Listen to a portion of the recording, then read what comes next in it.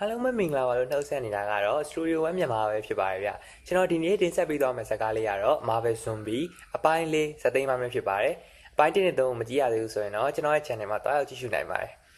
ကဲဇာတ်ကားတစ်ကားလုံးကိုကြည့်ကြည့်နေသူဖြစ်စေဒါမှမဟုတ် spoiler မမိချင်ဘူးဆိုရင်တော့ကျွန်တော် description မှာချပေးထားတဲ့ Telegram account လေးကတွားပြီးတော့မေးမြန်းကြည့်ရှုလို့ရပါတယ်ကဲဒါဆိုရင်တော့ intro လေးပြီးရင်ဇာတ်ကားလေးကိုစလိုက်ကြရအောင်ပါ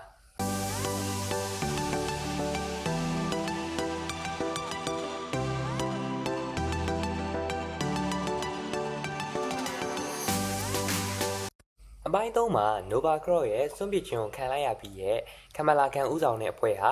ခမာတာရှ်ဒေါက်တာစထရိတ်တို့ရဲ့မော်ပညာသင်တန်းကျောင်းရောက်ရှိခဲ့ပါတယ်။အဲဒီမှာတော့ Spider-Man, Scott Lang ရဲ့ဦးခေါင်းတို့အပြင် Mosia Ray Trash တို့ပါပေါင်းစည်းခဲ့ပါတယ်။ခမာစတာမှာ Mosia Ray က Zombie Thanos ရဲ့တိုက်ပွဲပြီးမှ Infinity Stone ရဲ့စွမ်းအားတွေအားလုံးကို Host, Bruce Banner တွေကိုထည့်သွင်းခဲ့ပြီးတော့ Infinite Hulk အဖြစ်နေကြောင်းရှင်းပြခဲ့ပါတယ်။ Scarlet Witch ကအဲ့ဒီစွမ်းရည်တွေကိုသိမ်းပိုက်ဖို့ပဲဖြစ်ပါတယ်။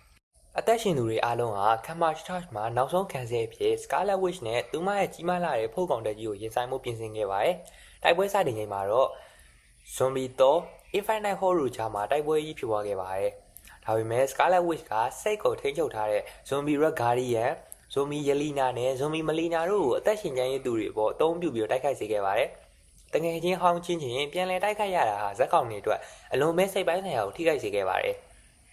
ဝန်နာက Infinite Hulk ကိုတိုက်ခိုက်နေချိန်မှာအဖွဲ့ရဲ့အာရုံပြတ်သွားတာကိုအခွင့်ကောင်းယူပြီးတော့ရှမ်းကြီးနဲ့ Retreat အပါအဝင်သူရဲကောင်းများစုကိုအလွန်ရက်စက်ကြမ်းကြုတ်စွာနဲ့တပ်ဖြတ်ခဲ့ပါသေးတယ်။အားလုံးနီးပါတေးဆုံးပြီးသွားတဲ့နောက်မှာတော့ Scarlet Witch ကကမလာကန်စီကိုချင်းကပ်ခဲ့ပါတယ်။ဝန်နာကသူမဟာကဘာကိုပျက်စီးစေချင်တာမဟုတ်ဘဲနဲ့အားလုံးကိုဆင်းရဲဒုက္ခကနေလွတ်မြောက်စေဖို့စွမ်းရည်အနေနဲ့အတူရောင်ကဘာတစ်ခုကိုဖန်တီးကျင်တာဖြစ်ကြောင်းကိုပြောဆိုခဲ့ပါတယ်။ကမလာဟာဇလန်တစ်လျှောက်လုံးတငယ်ချင်းတွေအားလုံးကိုဆုံးရှုံးခဲ့ရပေမဲ့ကဘာကိုကယ်တင်နိုင်မဲ့မျှော်လင့်ချက်ကိုတော့လက်မလွတ်ခဲ့ပါဘူး။သူမဟာနောက်ဆုံးမှာပျက်စီးနေတဲ့တကယ်ကဘာမှာဆက်လက်ရုန်းကန်မဲ့စားဝန်နာရဲ့ကမ်းလှမ်းမှုကိုလက်ခံလိုက်ပါတယ်။ဒါဟာကယ်တင်ခြင်းလားဒါမှမဟုတ်လက်မြောက်အရှုံးမေးခြင်းလားဆိုတဲ့မေးခွန်းကိုတော့ချန်ထားခဲ့ပါတယ်။ဇလန်ရဲ့အဆုံးသတ်မှာတော့ကမလာဟာသူ့အိမ်ကအိယာထဲမှာပုံမှန်တိုင်းနိုးလာခဲ့ပါတယ်။သူမရဲ့အမေကလည်းပုံမှန်တိုင်းအဖြစ်မှာတငယ်ချင်းတွေစောင့်နေတယ်လို့ပြောပါတယ်။သူမရဲ့တငယ်ချင်းဟောင်းတွေဖြစ်တဲ့ Kate Bishop နဲ့ Riri Williams တေဆုံးခဲ့သူတွေဟာအသက်ရှင်နေတဲ့သူမစီကိုပြန်ရောက်လာခဲ့ပါတယ်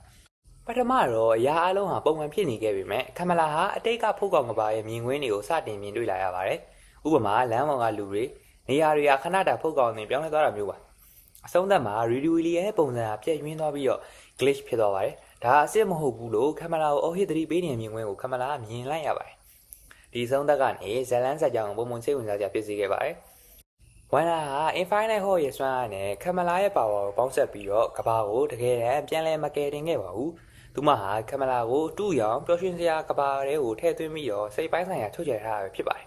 ။အပြင်ကတကယ် Riri Williams ကအတူရောင်ကဘာကိုဖောက်ထွင်းပြီးတော့ကမလာကိုသတိပေးဖို့ကြိုးစားနေတယ်လို့ကောက်ချက်ချနိုင်ပါတယ်။ဒါဟာကဘာမှာအသက်ရှင်သူတွေလုံးဝပြောက်ွယ်မသွားသေးပါဘူးဆိုတော့တင်းငယ်တဲ့မျောလင်းချက်ကိုပြသပါတယ်။ဆိုးရတဲ့အခြေအနေမှာအစစ်မှန်ဘဝကိုရင်ဆိုင်ရမှာလားဒါမှမဟုတ်လှပတဲ့လိန်ညာမှုတစ်ခုကိုရွေးချယ်မလားဆိုတော့နန်းနေတဲ့မိကုန်းကိုပိတ်သက်တွေစီကိုခြံထားခဲ့ပါတယ်။ဒီလိုနဲ့ပဲဇက်ကားလေးကဒီမှာပဲဆုံးသက်ထားပါတယ်ဗျအားလုံးကိုကျေးဇူးတင်ပါတယ်